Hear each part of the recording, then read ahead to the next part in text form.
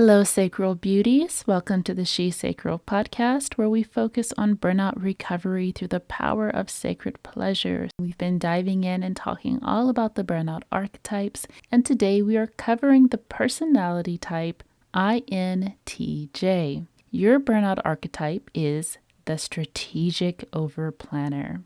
So as an INTJ, you tend to be introverted in the way that you draw in energy, rely on your intuition to process information.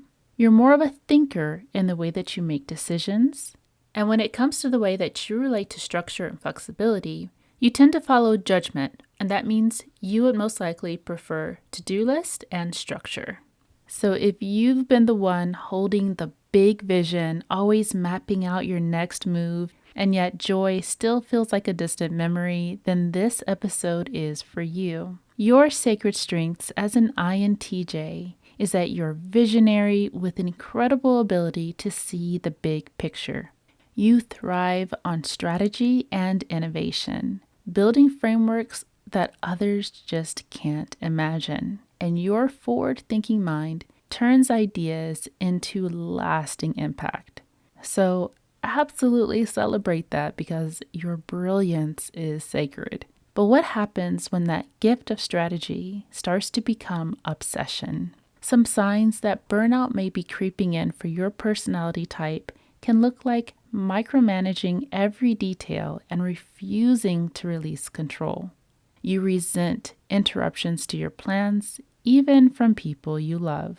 And fun and spontaneity feels like a waste of time. Some clues that your body will let you know that it's being overworked can look like migraines, insomnia, eye strain, and that wired but tired fatigue. Now, I want to take a quick pause because a lot of this information can feel super overwhelming. Click the link down below, which is going to take you to a free burnout pattern quiz, and that's going to get nice and specific for you to figure out what is really causing your burnout. Now, let's dive in a little bit deeper. When it comes to our survival mechanisms, we tend to fight, flight or flee, freeze, or fawn. But your personality type may tend to be in fight mode, disguised as high performance. You armor up by overplanning and problem solving. This can cause burnout to thrive because your body never experiences rest, relaxation, or even an element of surprise. Some core beliefs that can drive this burnout archetype can sound like, if I relax, everything will fall apart. Or, my worth equals my output. Or, I have to stay 10 steps ahead in order to stay safe. Some root causes that could have shaped these beliefs could be that early on, you may have learned that independence equals survival. You may have been praised as a child for being the capable one. And generationally, you may have learned that power and control equals protection. A core fear that can also be common for this personality type can look like the fear of losing control would lead you into failure, and failure to you can look like or feel like vulnerability. And let's unpack that a little bit. When you start to lose control, maybe a project falls behind or a launch doesn't go according to plan or people don't always follow your strategy, it's more than just frustrating. It feels unsafe. You have taken the time to build a life where the plan is the safety net. So when things slip, it can feel like the rug is being pulled out from underneath you. From there, the mind jumps to failure. Am I slipping? Did I miscalculate? What will this cost me? Failure fear isn't always about the task itself, but it can also be tied to identity. So you may find yourself thinking, if this plan fails, well then what does that say about me? And then the vulnerability part. This is the part that INTJs rarely admit out loud. It's not just about looking bad. It's about feeling exposed, because if you're not the one holding the vision together, then who will? And if no one will, then that means chaos. And chaos feels like danger. So let's talk a little bit more about how this can show up in real life. Maybe you reject help even though you're drowning because accepting it feels like admitting weakness. And then you may start to overcorrect after a small setback, spending hours rechecking every detail to make sure it never happens again. Or you might shut down emotionally around your loved ones when something slips in your work because showing frustration or sadness would feel too vulnerable for you.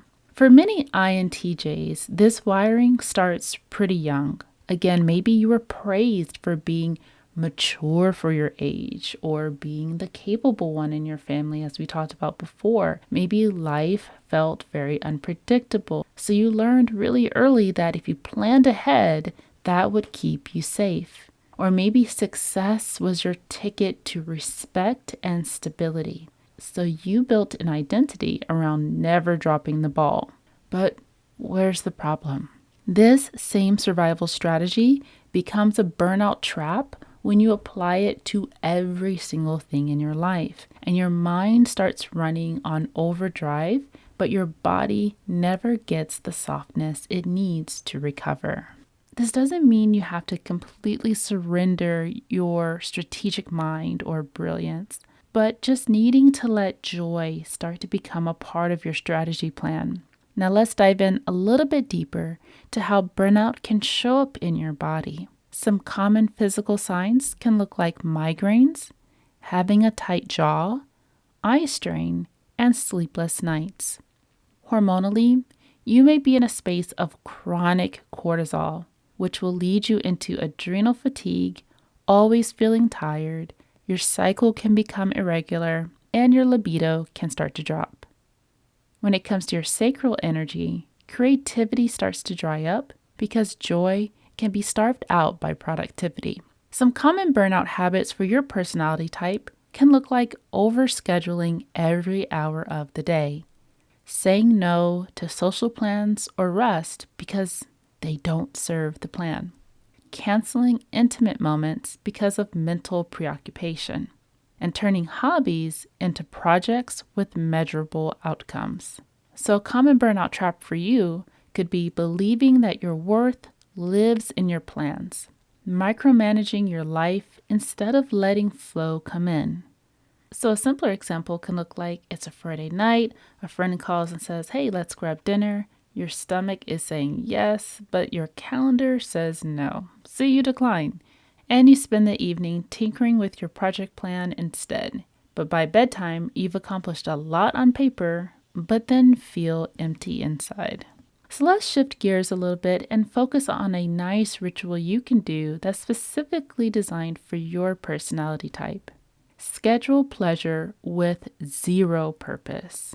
Just take a moment to block out 30 minutes this week for something completely unproductive. Maybe it's art or dance, or maybe it's honestly just relaxing and watching your favorite show. There's no goal, there's no outcome. This is just for you to unwind. And if you're a little nervous, you can always set a 30-minute timer to stay on track. Another pleasure ritual you could do is to try some sacred softening in your body. Maybe some gentle yoga with some candles, some deep breathing, or just to remind your body what flow feels like. Now, for many INTJs, I know you get that little dopamine boost every time you make a plan or a strategy or you complete something. But novelty and pleasure also activate dopamine in a healthy way, which can restore creative drive and prevent that monotonous feeling you get when you're constantly overplanning that can lead you into burnout. You can also join us in our Lavender Flow Pilates board exercise videos as well if you're looking for something to do and follow along with while also supporting your body throughout burnout. So I know this can sound a little overwhelming, and you may even start thinking that having a strategy plan is a bad thing. But it's not. It's your gift, and it truly actually helps you to create more flow in your life when it's balanced.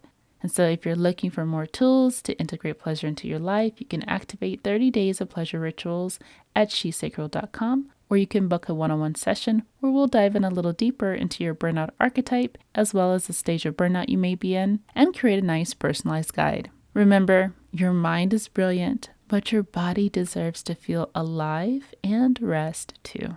Thank yourself so much for showing up today, and thank you for tuning in to the She Sacral podcast.